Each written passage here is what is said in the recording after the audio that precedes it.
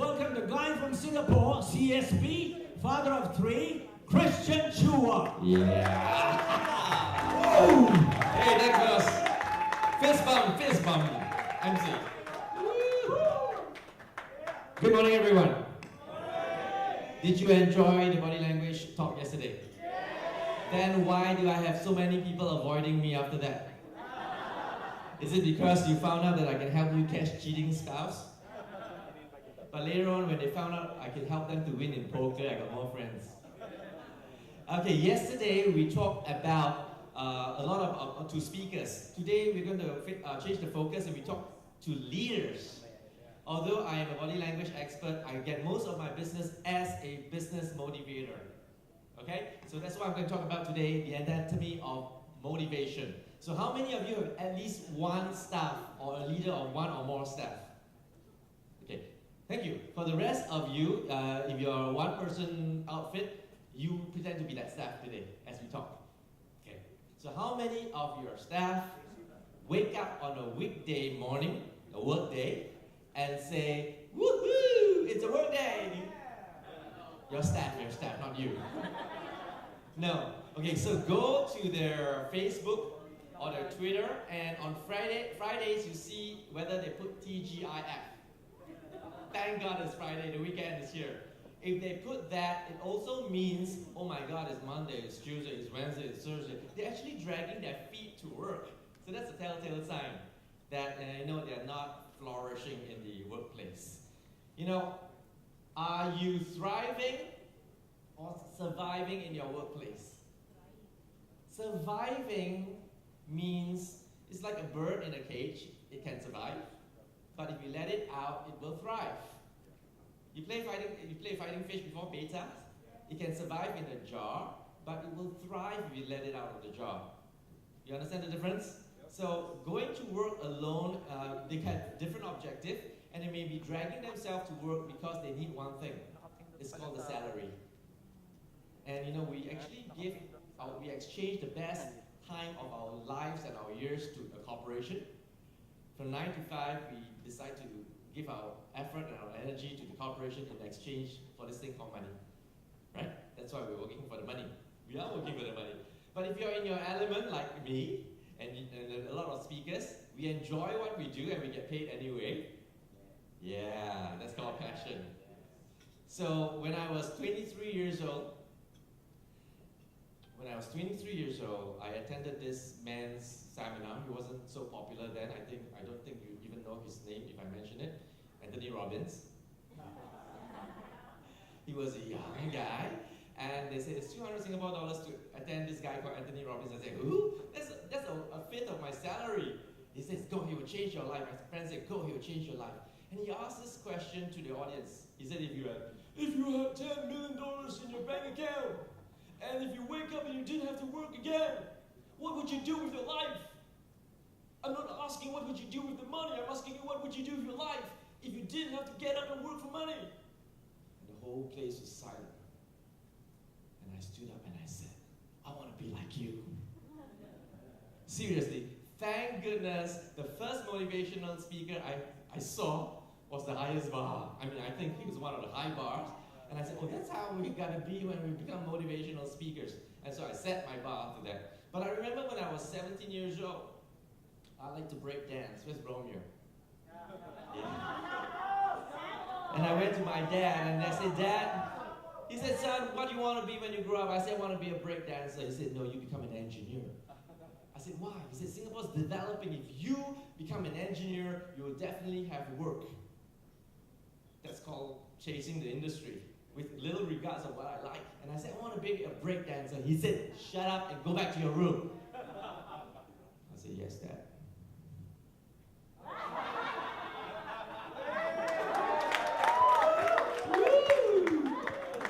Okay, so I have this little chart for all of you. It's very simple. It's called the pleasure and purpose chart. Very simple, very easy to understand. If you enjoy the task that you are doing, you have lots of pleasure doing it. You're on this side. If you're in work and they ask you to do something you don't like to do, but you're doing it anyway because maybe you need the money, then you're on this side. You understand so far? And then if you find purpose, whatever purpose of being in that employment, then you're up there, and you find no purpose, you're down there. So it's someone who has pleasure and purpose. So I enjoy speaking, and there are certain motivations for me to keep going. I like to visit different countries. I like to see how much money I can make in terms of salary, whatever is the motivation, and then you're happy and motivated. But if you enjoy what you're doing, but there's no real motivation, whatever it could be. It could be you enjoy a task, but there is no career advancement. Like Singapore, sometimes because of educational status, you cannot go past a certain grade in the military or whatever, and they say it's almost pointless, I'm just passing my time getting my salary. So they are there. They enjoy the work, but they're not motivated. And there's a group of people who are unhappy with the task. They don't like to go to work, they don't like the environment, but yet they're still there. And there was this HR director. I was giving her counseling for a long time, and she said, I hate this place, I hate this place. And I said, then why don't you move on? Why are you still there? You know what her answer was? Because Jesus spoke to me. And he said, until I convert my boss, I cannot leave this place. That's a spiritual conviction. You understand that? I don't like being there, but I have a purpose. So she's on that side. Unhappy, but purposeful. So any of your staff is here, pointless and unhappy, of course they're going to resign. So that's so simple. If you take a post-it pad and you take all your staff and you put in all these places, you immediately know what to do with this category of people. Maybe give them new tasks to make it more purposeful. These people change the job scope so that they can start enjoying their work. Okay, simple? Okay. So this is John F. Kennedy. Just before the moon launch, he visited NASA and he met the astronauts. And then during the break, he went to the lavatory and he met a janitor. And he said, "Good morning, Mr. President." He said, "Good morning. What are you doing?" And he didn't say, "I'm cleaning the toilet." He said, "We're sending people to the moon." You see the difference in the way he feels like he's part of the equation. And that gave him a purpose. Working at NASA as a janitor and working at somewhere else as a janitor has two different purposes for him. And he found a lot of purpose working at NASA because we are sending people to the moon. And unless you have that kind of staff who feels part of the equation, you will never have a moonshot achievement. You know that time is incredible, right? To send a spacecraft out of the Earth orbit and go to the moon is incredible. So everyone must feel part of the equation. The question is how you're going to do it. But if you can do it, then the purpose goes up. Does that make sense? Okay. This, my Aussie friends, you might be quite familiar. It's in Victoria. It's Sovereign Hill at a place of Ballarat. I enjoy going there. It's a theme park. They fashion it like it's 200 years old. And there are actors who dress up and play the role. I stayed there for 2 days, and the thing that fascinates me is that there is no trace of modern civilization. Not a bottle cap, not a cigarette butt, not a sweet wrapper. How do they maintain that with 1,000 visitors a day? So I was going around, I was looking, it's all pristine. On the second day, I saw a sweet wrapper. I felt so victorious. I called my son. I said, "Son, Daddy's found it's gone." I said, "Did you see the sweet wrapper?" He said, "Yeah." I said, "What happened?" He said, "The actor saw it and he immediately bent it down and shoved it into his pocket." Although he was paid as an actor, he was also the cleaner. Everyone was the cleaner.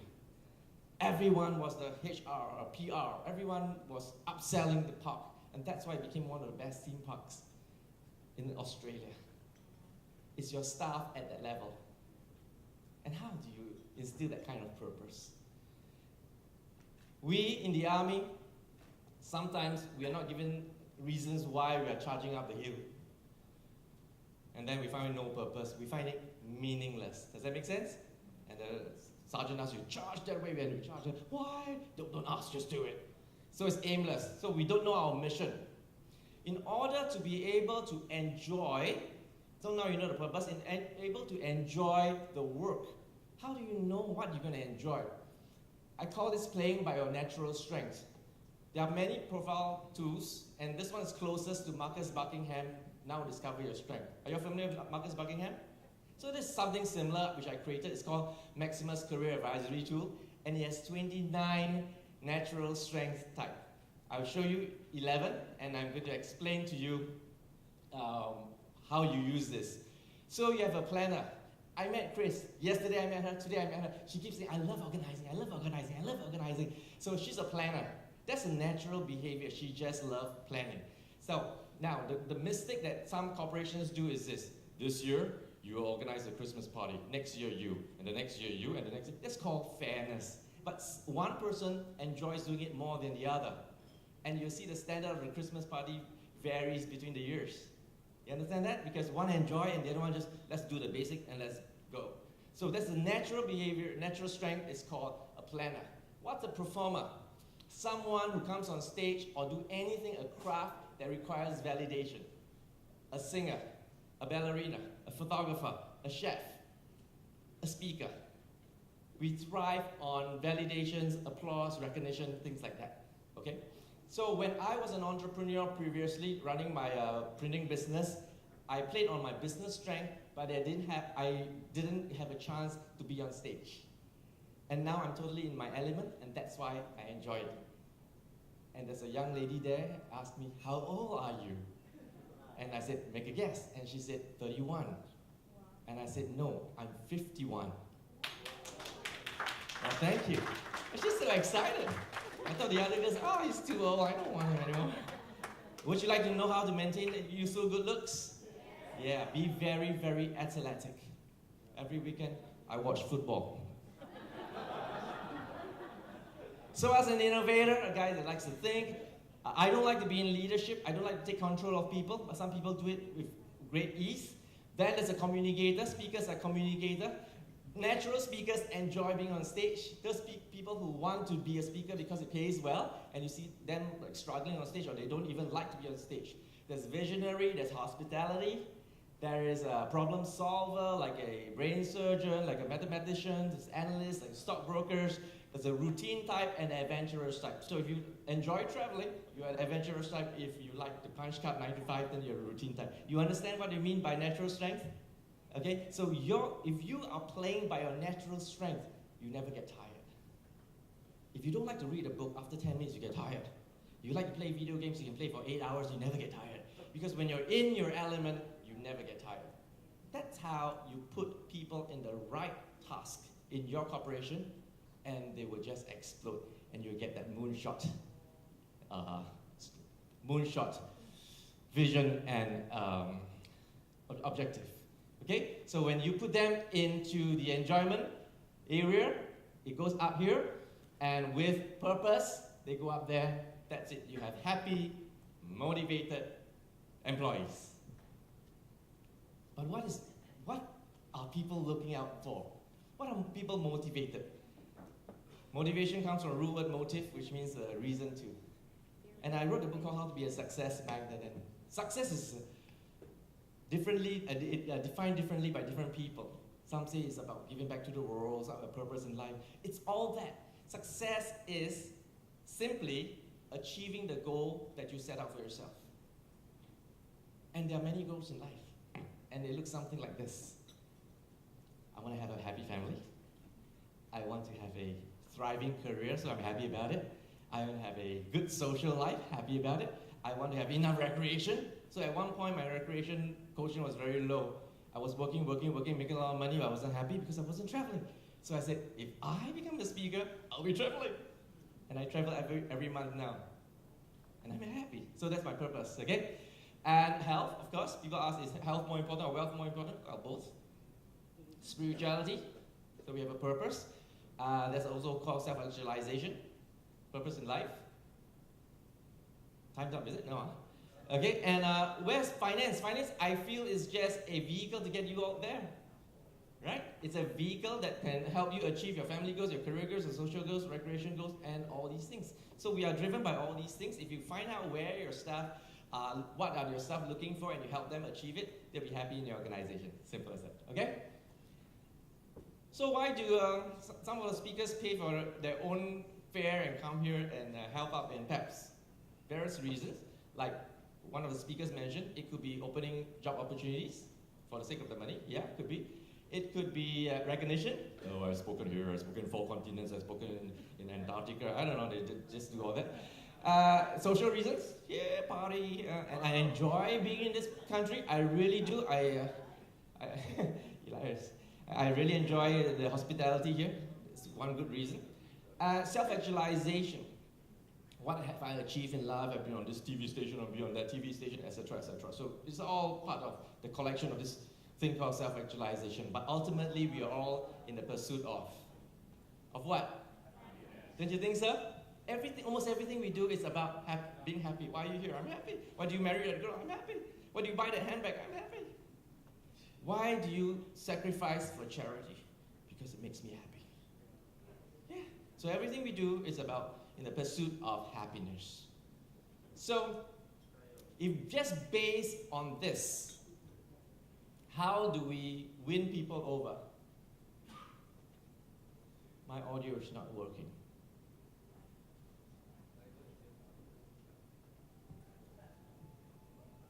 I don't hear the audio. Okay. So you know this show, Titanic? I'm going to use this as an analogy. Okay?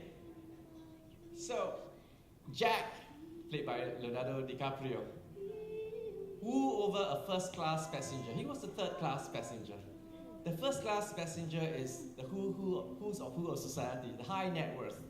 He was, you saw the show, he was living in the basement with no money, but she fell in love with him. Why? Because he made her happy. He romanced her, brought her down to the basement, played catching with her. He drew her, and she felt positive emotions. She was supposed to marry Cauldron Hockery, played by Billy Zane. He was young, handsome, eligible. What a girl would say, a good catch. But he treated her like she was lucky to have him. Unfortunately, that's the mistake I made with my wife. When I became an international speaking star, one day I went back and I said, "You're so lucky to marry me." And she didn't want to talk to me for 3 days. Fortunately for me, I learned so much from my own seminars. And these days I go home and I said, "I'm so lucky to marry you." And gentlemen, when you say such thing, that night will be happening. So he was out of the picture. And, he made her feel like a princess, although he was not a prince. And he brought her to the front of the boat. And he said, "Rose, stretch out your hand." And Rose stretched out her hand. And she said, "Wow, Jack, I can fly." "Jack, if you jump, I jump." Bobo Tandong. Stupid, huh? And, they fell in love. And Billy Zane wasn't happy. He tried to kill Jack. And he caught him, handcuffed him at the bottom of the boat, hoping that he will sink with the boat. But he got out. He escaped. But as fate had it, there was only one raft. And he was shivering to death. And as you know the sad story, Jack died. And he sank to the bottom of the ocean. And Rose to live to 83. And the moral of the story is, people, if you want to melt anyone's heart, it's a very easy way. All you ever need, is a boat. I'm Christian Chua, thank you very much. Woo!